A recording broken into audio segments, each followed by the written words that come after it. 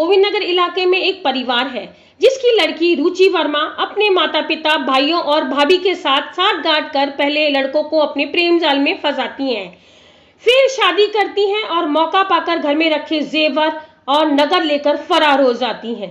1 साल पहले अमित नाम के एक लड़के को अपने प्रेम जाल में फंसाया, फिर आर्य समाज रीति से शादी की। शादी के कुछ दिन बाद ही दूसरे लड़के के साथ बातें करने लग गई।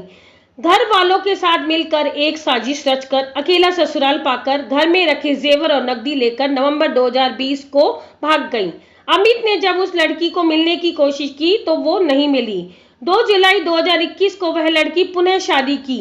तब अमित ने पता करने की कोशिश की तो कुछ लोगों ने उसके बारे में बताया। आर्यन नाम के लड़के से उसकी शादी हो चुकी है। यह तीसरी बार शादी की है। उसका यही काम है, लड़कों को अपने प्रेम जाल में फंसाना, फिर शादी करना, घर में रखे नकदी और जेवर लेकर फरार हो जाना। अमित शर्मा। क्या है पूरा मामला? सर ये मेरी पत्नी थी जिसने अभी तीसरी शादी कर ली है। इसके पहले सर मैंने शादी करी थी आर्य समाज मंदिर से, तो इन्होंने प्रेम जाल में मुझे फंसाया और इसके बाद मेरे साथ रहने लगी। एक दिन ये लड़ाई झगड़ा करके और घर का सारा जेवर, करीब 5 लाख रुपए का जेवर, 50,000 रुपये नकद और उसके साथ साथ कीमती जो सामान थे, इसमें कपड़े और कई सारी चीज़ें थी, वो सब लेके घर से चली गई। मैं इसको ढूंढता रहा लेकिन कहीं नहीं मिली।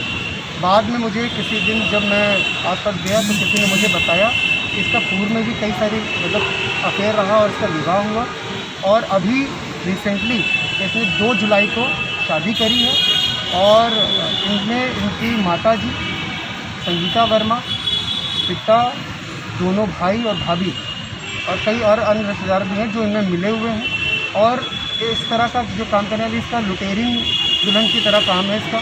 जो हम टीवी पे देखते थे वो मेरे साथ हकीकत में हो रहा है और इसने इस तरह से काम किया हुआ है। कहाँ पे रहने वाली सर गोविंद नगर की। जब आपके साथ शादी करनी थी तो पूर्व में कितना करती थी, क्या जानकारी आपको मिली थी? सर हमें कोई जानकारी नहीं थी और इसने अपने प्रेम जाल में मुझे फंसाया था।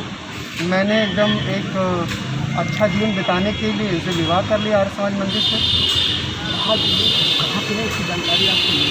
सर अभी ये जानकारी नहीं मिली है।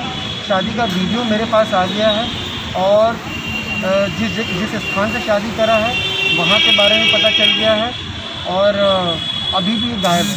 इसकी जानकारी